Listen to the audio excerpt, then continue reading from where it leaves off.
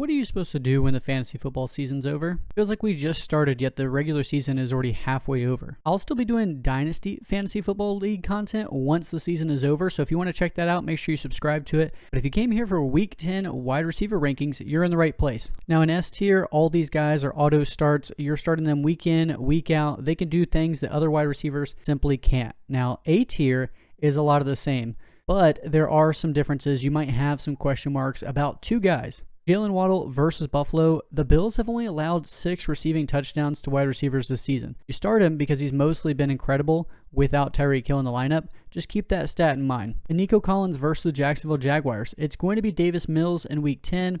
The Jags have allowed the 6th most fantasy points to opposing quarterbacks. Still, this is a downgrade for Collins. However, Nico Collins in his past 4 matchups versus the Jags, he's been the wide receiver 1, 5, 6, and 15. Hopefully, he can continue that streak with Davis Mills. Now, let's get into the nitty-gritty, the guys you actually have question marks about. In B tier, we started off with Mr. Marvin Harrison Jr. versus the Seattle Seahawks. Jacoby Brissett is going to be in the lineup from here on out. It is an upgrade for the offense, quite frankly. Marv had a career day versus Dallas on Monday Night Football. Now, Dallas is one of the worst defenses in the league. We know this, especially against wide receivers. The Seahawks, on the other hand, are a much tougher matchup. They're allowing the 9th fewest fantasy points to opposing wide receivers. Now, Rome Odunze versus the Giants. He's not practicing as of Wednesday, but that's not abnormal. What is abnormal, though, is 3 targets for 0 receptions in Week 9 in a game where the Bears scored 47 points. Now, the Giants, they're actually easier against wide receivers. They allow the 8th most fantasy points to opposing wide receivers. All wide receivers have their ups and downs, so do keep that in mind. You got to be willing to ride the wave if you want to connect on the big plays. Now, it's understandable if you're scared to start him, but it's a 47.5 point over-under. It's at home, so the points should be there. Zay Flowers versus the Minnesota Vikings, a respectable usage in Lamar's first game back. Flowers didn't find the end zone, but I did mention that the Dolphins were a very tough matchup for wide receivers, and then we saw 3 touchdowns go to tight ends. Flowers isn't a ceiling player. He's always been more of the consistent player for your fantasy roster. And a 48.5 point over-under versus the Vikings defense, who have allowed the 2nd most fantasy points to wide receivers over the past month. He should be able to do better in this matchup. Garrett Wilson versus the Cleveland Browns. Now, he's back to practice on Wednesday. That is a good sign. We don't know who the quarterback is going to be, but regardless, Wilson has dealt with bad quarterback play his entire career. That hasn't really stopped him. We know that the target volume will be there, so hopefully he can have some fantasy success. Deebo Samuel versus the Detroit Lions. No Terry McLaurin. No Jaden Daniels. It's a 49.5 point over-under, and the Commanders are underdogs. It's tough to trust, but he's the last man standing against a team that's averaging 30 points per game, which is the 2nd best in the NFL. And then Devonta Smith versus the Green Bay Packers.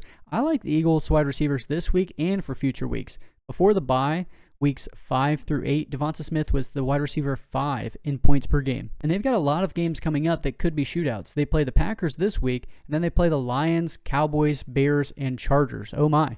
It should be a nice month of football for Devonta Smith and A.J. Brown. Let's go ahead and talk about the C-tier wide receivers. I started off with Brian Thomas Jr. He gets to play the Houston Texans now. He is not practicing as of Wednesday. He could very well miss Week 10 with a high ankle sprain. Comment below and let me know what you're doing with Brian Thomas Jr. right now, because I've heard of a lot of people sabotage dropping him. Regardless, this is a horrible matchup. The Texans are 2nd best against wide receivers, so we might see a lot more of Parker Washington and maybe even the newly acquired Jacksonville Jaguar, Jacoby Myers. If Brian Thomas Jr. is ruled inactive, it'll reflect in my rankings, which you can find in the link in my bio. If you want to hang out and talk, we can talk about Brian Thomas Jr. or any other player. I do go live each and every single day, so make sure you subscribe and turn on notifications so you know when I go live. And Quentin Johnston versus the Pittsburgh Steelers. He's got the easiest matchup for wide receivers. No team has allowed more receiving yards to wide receivers this season. And the Steelers, they stop the run, but they let you throw it all over them. Johnson was the wide receiver you wanted in Week 9. It's a gamble each week with each one of these Chargers receiving options. Ladd has been the most consistent. That's why he's up there in A tier. But Johnston always has the ability to be a huge playmaker on any given drive. And then DK Metcalf versus the Chargers. I mean, on the other side of the ball, the Chargers are a very tough defense for wide receivers. They've only allowed 4 receiving touchdowns to wide receivers all season. And that's really important because touchdowns are really the reason that DK Metcalf has been relevant this season. So if you want to lower him down in the rankings, I'm totally okay with that. Jordan Addison versus the Baltimore Ravens. Technically, this is a good matchup. On the course of the season, the Ravens have allowed the 5th most fantasy points to wide receivers. However, over the past month, they're 13th best against wide receivers, so closer to the middle of the pack than being a bottom 5 defense against wide receivers. With the lack of passing yards from J.J. McCarthy, Addison could struggle because less than 160 yards per game for J.J. McCarthy and Jefferson being the number 1 target doesn't leave a lot of meat on the bone. Now, Wan'Dale Robinson versus the Chicago Bears. Back to the old Wan'Dale we know and love. He had 9 receptions for 46 yards. You don't have to have a math degree to know that 5 yards per reception is bad. They aren't the high-value deep targets or even end-zone targets, but in a PPR league, that's super juicy. And no matter how you filter, whether you want to filter over the last month or over the course of the season, the Bears are the 3rd easiest matchup for wide receivers. And Tedoroa McMillan versus New Orleans Saints. I understand there's a lot of people that are not happy with Tedoroa McMillan. Comment below and let me know how you feel about him. I tweeted on X my opinion on his rookie season, so feel free to go over there if you haven't already. It's @_Colt Williams. But he's been super solid as a rookie. The touchdowns is what we need, and that's probably where a lot of people are disappointed. With Bryce Young at quarterback, that's probably not going to be happening. 39.5 point over-under. It's one of the lowest over-unders of the week. And the only thing that's somewhat encouraging about this matchup is that the Saints, they're 25th best against wide receivers over the past month. And then Romeo Doubs versus the Philadelphia Eagles. He's my wide receiver 26 this week. Since week 6, he's been the wide receiver 25, and he's 7th in targets among all wide receivers. Now, he has been the one Packers wide receiver that has been consistent. He hasn't found the end zone during these past few weeks as well, and the Eagles are tough against wide receivers. When it comes to finding the end zone, they've only allowed 4 receiving touchdowns to wide receivers all season. Only the Broncos have allowed fewer touchdowns. All right, now let's go ahead and get on over to D tier. It starts off with Keenan Allen.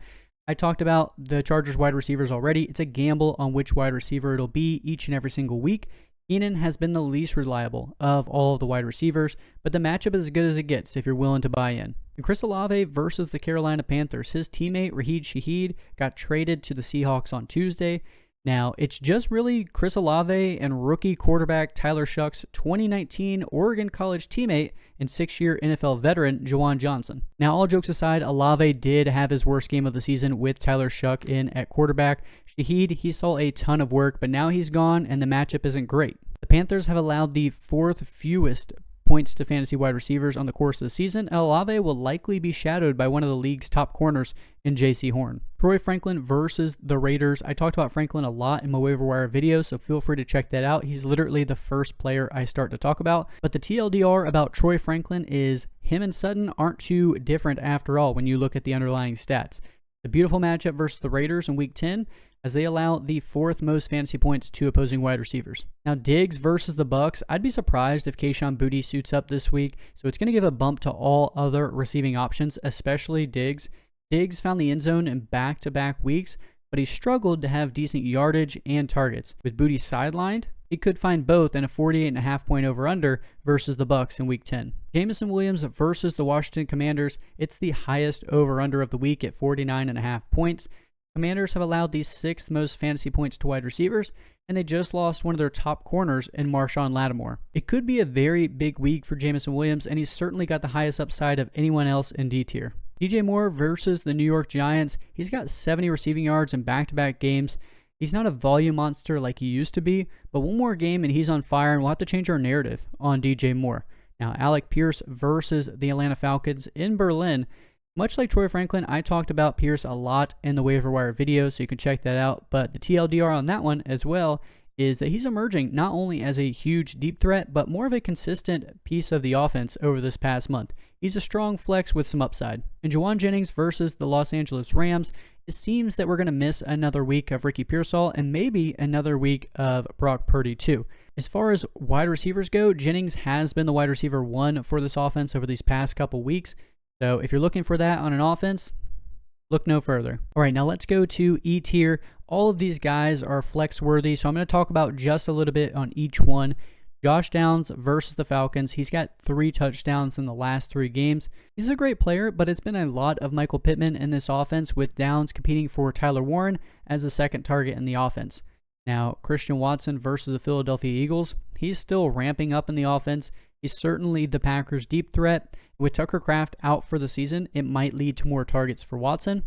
Tez Johnson versus the Patriots. Feels like forever since we said his name. Maybe that's just me. Chris Godwin is not practicing as of Wednesday, which shouldn't be a surprise because a lot of people I've seen were talking about him still missing time after the bye. Tez is a fine play, as the Patriots will certainly have their hands full with Emeka Egbuka. Parker Washington versus the Houston Texans. Now, he was a wonderful flex for a lot of people in Week 9. Now, in Week 10, it's a bad matchup. Texans are second best against wide receivers. If Brian Thomas Jr. sits, Washington certainly gets a boost up in the rankings. Khalil Shakir versus the Miami Dolphins. The Dolphins allowed the fewest points to wide receivers over the past month and on the course of the season. Trey Tucker versus Denver. Should get more looks in the offense with Jacoby Myers gone, but it is still a bad matchup regardless because the Denver Broncos are allowing the third fewest fantasy points to wide receivers, so do keep that in mind. And then last but not least, Darius Slayton versus Chicago. He's coming off his best game of the season, and he just hit his second game back returning from injury. It's a great matchup as the Bears allow the third most fantasy points to wide receivers, so you could argue he could be higher in E tier. And then in F tier, they're all super deep dart throws. You have Mario Douglas, who could benefit if Kayshon Boutte were to miss time. I do like Raheed Shaheed and Jacoby Myers long term, but I'm not willing to start them in their very first game on their very new team. And that's it for wide receivers. If you haven't already, make sure you subscribe and turn on notifications because I do go live each and every single day so we could talk about players, rankings, whatever you want to talk about. But if you haven't checked out my running back video, go ahead and check it out. It's in the link up top.